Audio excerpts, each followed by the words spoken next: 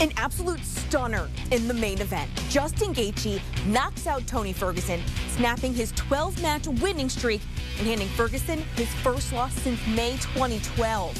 For more reaction from an incredible night of UFC 249, we send it to our combat sports expert, Brian Campbell, and UFC Hall of Famer, Rashad Evans.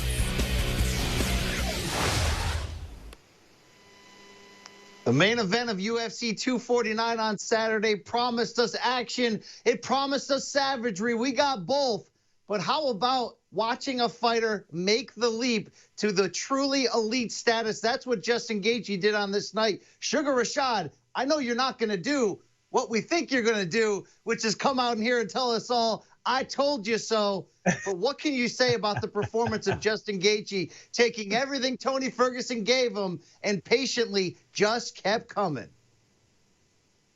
Well, it was everything I expected and more. I mean, just pure brilliance, all the way through. The way he was getting his angles and those leg kicks, was really leading the dance. And that pretty much immobilized Tony. And then after there, he was timing that overhand right and taking those big shots. Hats off to Tony Ferguson for taking those big shots. But you can't take so many big shots at the end of the day and think you're going to still be able to compete and walk through those shots and make it through in the fight. And you've seen Justin Gaethje feeling really, really comfortable in there, moving forward and landing these big shots. Tony did have his moments in the fight early in the second round. He landed a big uppercut that stunned Gaethje, but Gaethje was able to recover and almost embarrassed the fact that he got caught, but came in after that and just pretty much put on a masterpiece of a clinic and just absolute great technique. Justin Gaethje is your UFC interim lightweight champion. But how about Gaethje throwing the title belt down, saying, that's not the real one, I want the real one, which of course is currently around the waist of unbeaten Khabib Nurmagomedov. Khabib tweeted out something that really popped me. It said, quote, no comment. Rashad, what does this do to Justin Gaethje's potential title chances now when it was just a couple years back? He was MMA's answer to Arturo Gatti. He was an all-action fighter. Now he's a legitimate title contender. What the heck is going to happen if he went in there one day with Khabib Nurmagomedov? I don't know, because he's changing so much each and every single fight. We're seeing a new wrinkle unfold. This fight we're seeing the same brutal Justin Gaethje, but a more calculated, more calculated Justin Gaethje get the angles he needed to get to and land those big shots. So I think with a guy like Khabib, what he's going to need to do is he's going to have to answer those wrestling. Khabib's going to do a good job of putting him against the cage and getting him to the ground and making Justin Gaethje work off the ground. But Justin's going to have to pass that test, get back up, and then land those big shots. If he can keep the fight standing, then he's going to do a good job. And plus, Justin Gaethje is a wrestler, has a wrestling background, so he has ability to grapple for a bit with Khabib, but Khabib's at another level altogether. This is the deepest, most dangerous division, arguably, in UFC history at lightweight. It's certainly Justin Gaethje's night. But you have to sort of feel bad for the journey that Tony Ferguson had been on. That incredible 12-fight win streak, but it wasn't just that. There was bad luck, there were injuries. He was supposed to have fought Khabib Nurmagomedov for the title so many different times. Rashad, I saw a man tonight who was willing to risk it all for his big moment. Tony Ferguson absorbed the kind of shots that would knock out, 98% of the other fighters in this sport. Only he absorbed those over and over, round after round at 36. What can we say for the potential future of Tony Ferguson? I mean, the amount of punishment that Tony took is unprecedented. You just don't see people taking that kind of punishment and walking forward. He really earned that nickname, the Boogeyman, because that's just like that bad dream where you keep hitting the guy and he keeps coming forward. That was Tony Ferguson, but he wasn't able to land enough offense to make taking those punishment even worth it. So at the end of the day, he just got worn down.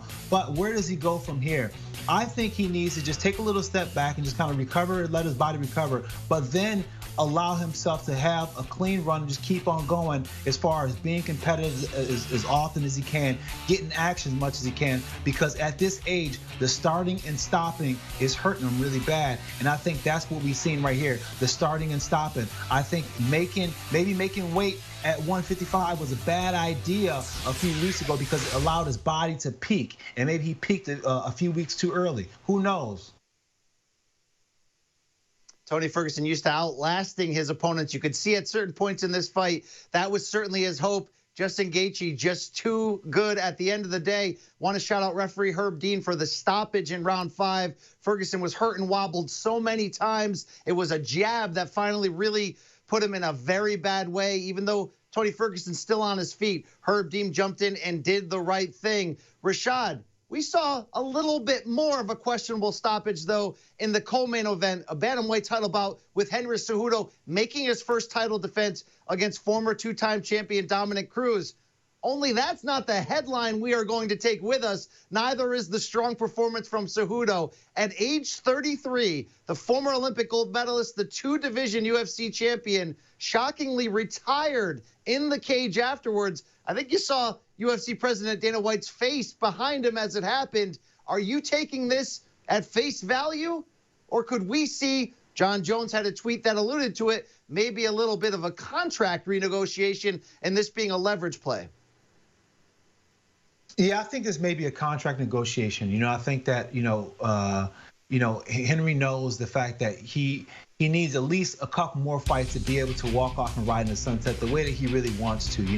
I think when you're as hot as Henry and you're tracking on all cylinders and just the massive performance that we just seen him do, you just don't walk away from the sport like that. I mean, he's absolutely on top, but he's on top. It appears by miles, and when you're on top by miles, it just seems very unrealistic that you'll give that up, especially if you're having so much fun. And you look at Henry Cejudo out there, he was having fun, he was smiling, he enjoyed it, and even when Dominick Cruz was able to challenge him and land some shots on him, he was smiling and enjoying it. So to me, his body language didn't say to me that this was his last fight. There was no kind of emotional tell walking out to the cage. So I think maybe that was just kind of a bit of negotiation play. Cejudo said it himself afterwards, I may be cringy, I may be corny, but I can fight, and he certainly has. Rashad, we are going to have to put this 4-fight win streak that Cejudo has right now up against really anyone in history, maybe even up against the great John Jones. But you consider the great John Jones, yes. I think you were part of that win streak, but to give Cejudo his credit, he won the flyweight title by beating Demetrius Johnson. Then he knocks out TJ Dillashaw. Then he knocks out Marlon Moraes for the bantamweight title. And now he takes out really the greatest bantamweight in MMA history, if we're being honest, in Dominick Cruz. Coming in, Rashad, the storyline was, could the Dominator turn back the clock after 4 years out of the octagon? How do you end up rating his performance in defeat, albeit with a questionable stoppage in this one against Henry Cejudo? I thought Dom looked really good. I thought he looked pretty good landing the shots that he did when he kept his punches long and when he was throwing them in motion. I think that what stopped him was he got a little bit stagnant and got a little bit square, which allowed Henry Cejudo to take his pick on what he wanted to hit. And I think that's one thing that we don't normally see Dom do. I think that in this fight, he was watching a little bit more than we normally see Dom ever watch, and him watching made him a stationary target and made it easier for Henry Cejudo. And then Henry was able to walk him down and cut off the cage better than I've seen anybody do. But I think that Dominick, because he didn't have his movement going, his fakes and feints that makes people uncertain on what he's going to do was not there as well too, and that's where his punches and everything comes from. So he just didn't get in his rhythm as well as he would like to tonight with that movement and his punches in conjunction. I want to hit you one more time up on Cejudo with this. Let's say he does come back. Let's say this retirement is a little bit more for leverage and negotiation, as we talked about. He's at the top of a division right now at bantamweight that's incredibly deep. He was criticized for initially facing Jose Aldo in the spot until Aldo couldn't travel due to the coronavirus, and now beating Cruz, who'd been out of the cage. When you look up and down that lineup, considering Cejudo's market value, he's kind of a Conor McGregor of the low weight classes. Could you see him one by one trying to pick off that group that includes Peter Yan, Corey Sandhagen, Aljamain Sterling? Or do you believe what he believes, that he could eventually go as high as, let's say, featherweight and try to become the first UFC 3-division champion? I think he's going to at least knock off one or two more before he makes that leap, or before the UFC gives him that ability to do so. I think that, when you have these weight classes that are all just going so hot, it makes no sense to jam it up by doing the whole champ thing. You know what I'm saying? I think that was something that was cool when it was cool.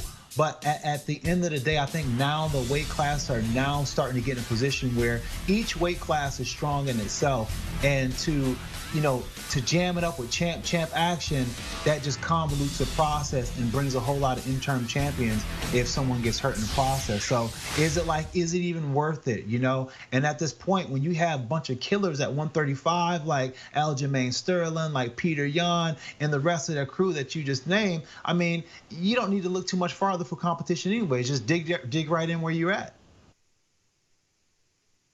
All right, Rashad, we talked about a lot of big time performances on this Saturday night, and really what was a fun UFC 249 card, the first card for the promotion in nearly 2 months.